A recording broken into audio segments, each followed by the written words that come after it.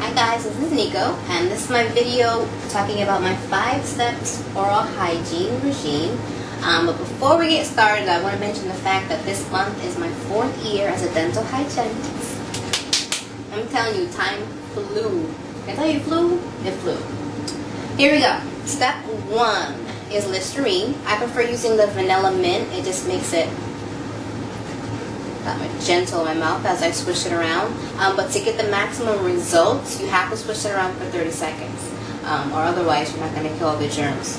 Okay? It's kind of like, I say having little sidebars that has nothing to do with the subject, but it's very much like the Clorox bleach cleaning products, the household cleaning products. If you don't let it sit on the item, the toilet, the tub, the sink, or whatever, if you don't let it sit for 10 minutes, it's not going to disinfect. Little sidebar. Back to the Listerine. I do prefer to do this first. It's my preference. You don't have to do it first. It's just what I do.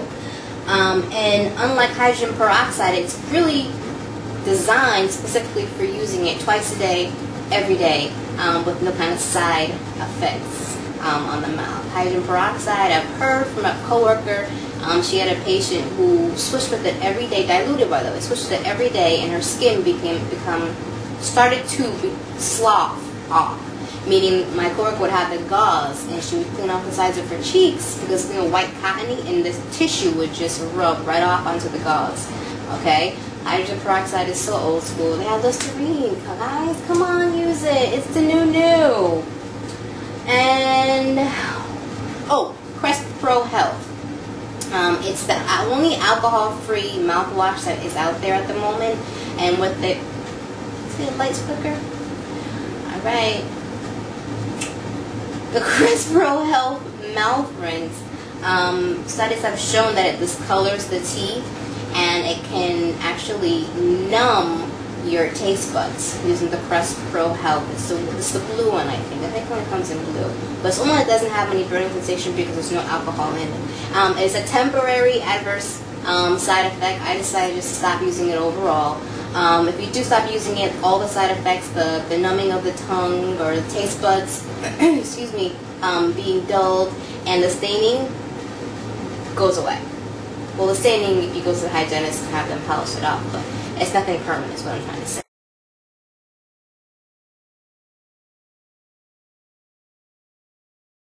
Okay, step 2 is flossing. There are many different types of floss.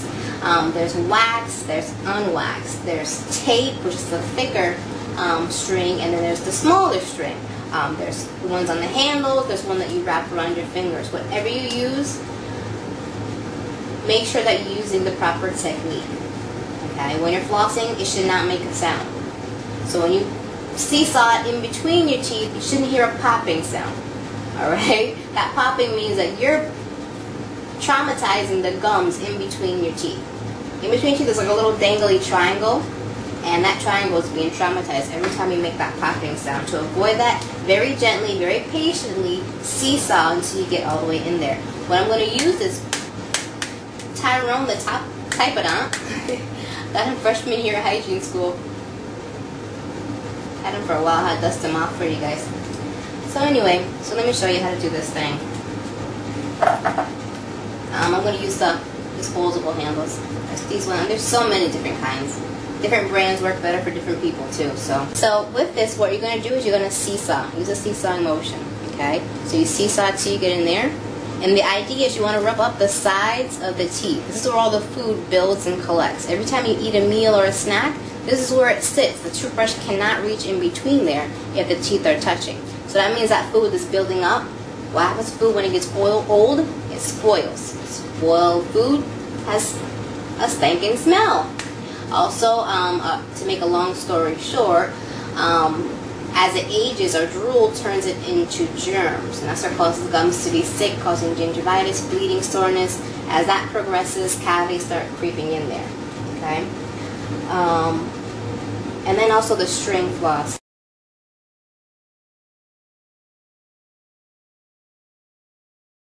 Here we go. So you pull a long piece off.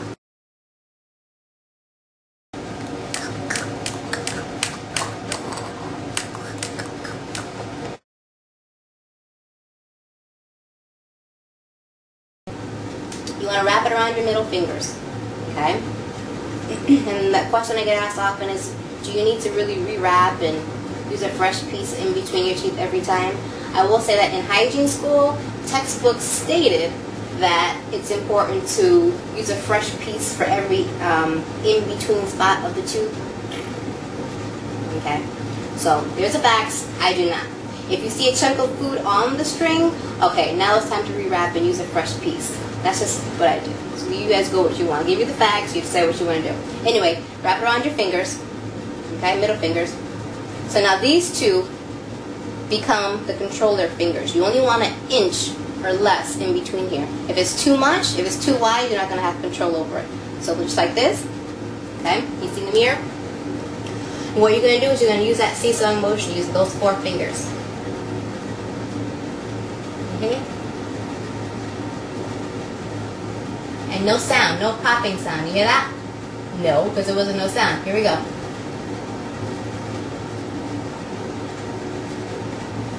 Those of you who have braces, it's extremely discouraging to floss with braces. I do understand your pain, but it is necessary. Those of you teenagers who have braces and are struggling to floss your entire mouth every single day, what you can do is floss the top row one day, the bottom row the next day. That's a good compromise for me. I'm happy with that. And also you will need flossers that are called Bridge Aid, okay? The dental floss threaders, the little blue things like these. You see that against the something dark. Hey, I'm dark. All right. See this right here? So it's kind of like sewing, in a way. And I hope you can see this. Basically, what you do is you tie a knot. I tie a knot because I don't like for it to come undone when you're in the back teeth. With the type of knot that I'm using, there's no cheek, so it's not very accurate with the flossing. But here we go.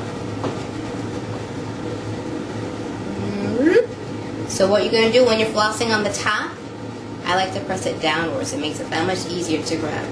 Okay? So now you're in there, doing this with holding it and seesaw in between. Okay? So keep that seesawing motion. Just type it on so it's extremely close. And then you come out. And yes, you have to do it for every single one. Okay, keep going down, down, down, down, down. Now, I don't have the bottom one, so let's pretend this is the bottom row of teeth. I like to floss it up. It makes it that much easier. Ooh, dropped it. I think this isn't going back in somebody's mouth. Anyway, so on the bottom, you floss it up. You floss it up. Ooh, you floss it up. You see, so it's hard to do this with a couple hands, you guys. I'm going to keep seesawing it down. Pull it through. Okay? That's for those of you, I hope you see that, those of you who have braces.